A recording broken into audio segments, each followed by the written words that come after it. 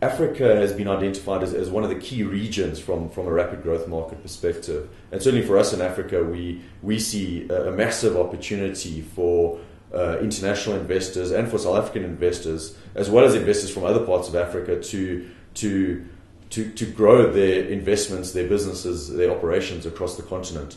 Just to put that growth in perspective, just to kind of frame it, the size of the African economy has more than trebled over the last decade. So in 10 years, we've seen an African economy that has grown over 3 times. The size of the sub-Saharan African economy in that context has almost quadrupled. So we've seen in a period in which half of that time, 5 years, has been in a context of global economic crisis, an African economy that from what many people would say is a low base, fair enough, but has grown year on year on year and is now sitting at a size that's more than 3 times what it was in 2002, in fact. Within there, there's a number of diverse African economies that have been growing consistently for a decade plus at rates that are either high single digit or into double digit rates. So, a lot of people would have heard the quotes that through the decade up to 2010, 6 of the 10 fastest growing economies in the world were in Africa. Looking forward now from 2012 through 2017, 11 of the 20 fastest growing economies in the world are in Africa. And many of those are the same economies that have been growing at sustained high growth rates for now 10, 15 plus years. So we ourselves are very confident. The trends we've seen in terms of foreign direct investment into the continent have been very positive in a context in which generally FDI flows have been shrinking globally. We've seen over the last 5 years FDI projects into sub-Saharan Africa growing at a rate of 22.4%. And just generally, anecdotally, the levels of engagement that we've had from our South African clients and our international clients in terms of their levels of interest in Africa and the work that we're doing with them to help define their growth strategies in Africa has grown exponentially over the last few years.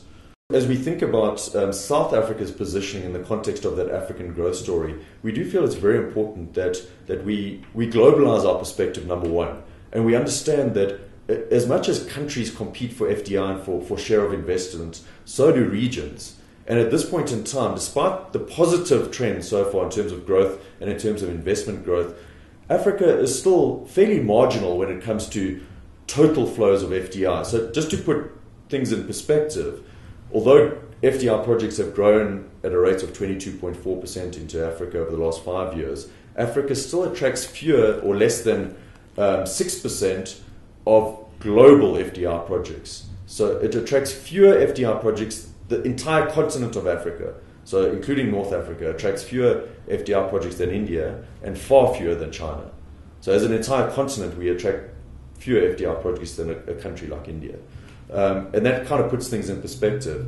And the discourse which tries to create some sense of competition between South Africa, for example, and Nigeria, or South Africa and Kenya, or South Africa and other parts of Africa, in our view, is more damaging in that respect, because we need to be positioning ourselves in the context of Africa first and foremost, looking to increase the total size of the pie for Africa as a whole.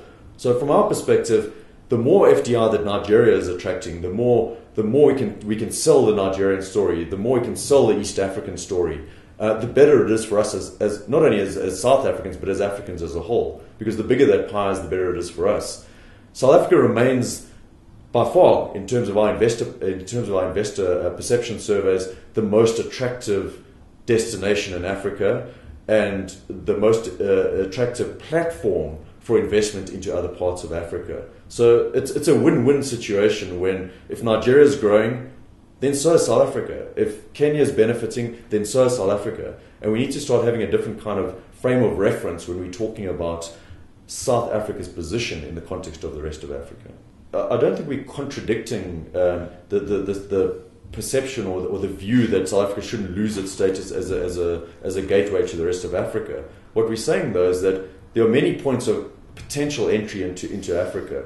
Africa is a massive continent, and certainly no organization that is going to put feet on the ground in Nigeria or West Africa and East Africa can run their operations from South Africa. That's a reality. This continent that's like saying that if you're going to invest in Russia, you must run your operations from London. It's just that. But what South Africa offers, it offers a platform for investment. It offers a robust, world-class financial system. It offers a soft landing point, and it certainly offers a base from which to grow one's investment and operations across other parts of Africa. The more attractive, as I've said, the more attractive other parts of Africa are becoming, the more feet on the ground we have in other parts of Africa, the better it's going to be for us as well.